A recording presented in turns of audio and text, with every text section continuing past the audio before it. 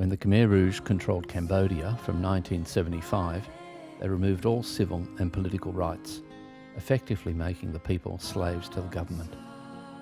They prevented ownership of private property, money, religious practices, minority languages, and even foreign clothing. For the slightest offence, citizens could be detained and interrogated.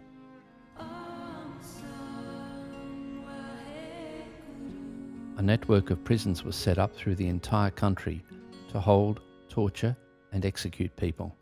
May the light of 1,000 suns shine through. Live the life of grace that you were meant to. May the light of 1,000 suns shine through. Live the life of grace that you were meant to. The most infamous of the prisons was S21, set up in a school in the suburbs of Phnom Penh. Here, supposed traitors and their families were incarcerated, photographed, tortured, and killed. From the 17,000 odd people that entered S21, only about a dozen survived. The Khmer Rouge believed that Cambodians had become corrupted by outside influences, especially from neighbouring Vietnam and the capitalist West.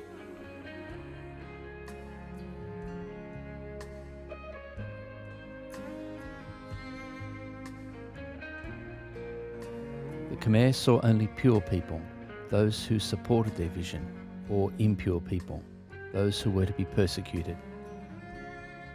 It turned out that the impure represented about a quarter of the entire population, nearly 2 million, who lost their lives between 1975 and 1978.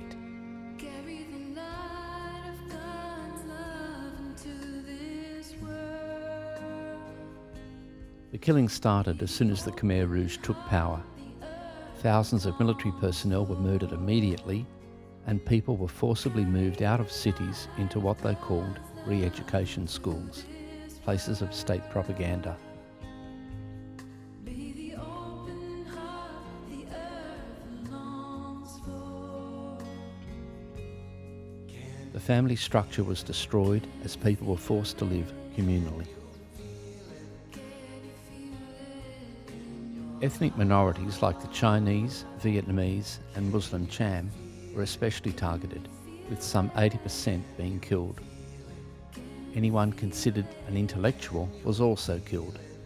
People like doctors, lawyers and teachers, even those who wore glasses or were competent in a foreign language. People living near the Vietnamese border were specifically targeted. Vietnam invaded Cambodia on Christmas Day 1975, ousting the Khmer Rouge from power. At first, survivors of the regime considered the Vietnamese to be liberators, but it was not long before they were seen as occupiers. Vietnam occupied Cambodia until 1989, with violent clashes taking place all through the 1980s.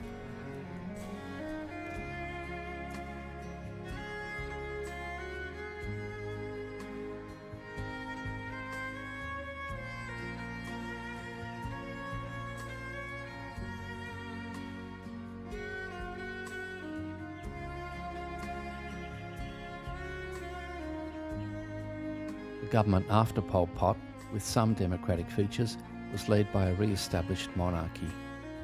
But the Khmer Rouge disappeared much later.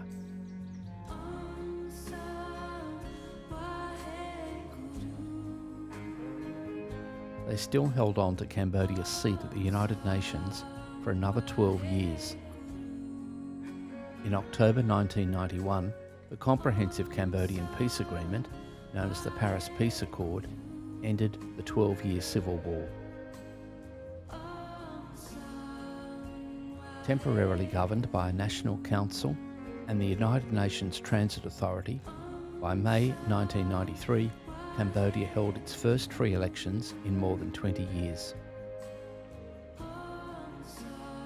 A tribunal was set up in January 2001 to try the leadership of the Khmer Rouge for crimes against humanity.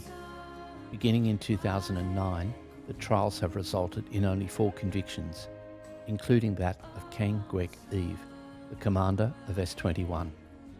He was sentenced to imprisonment for life. The vast majority of perpetrators suffered no consequences.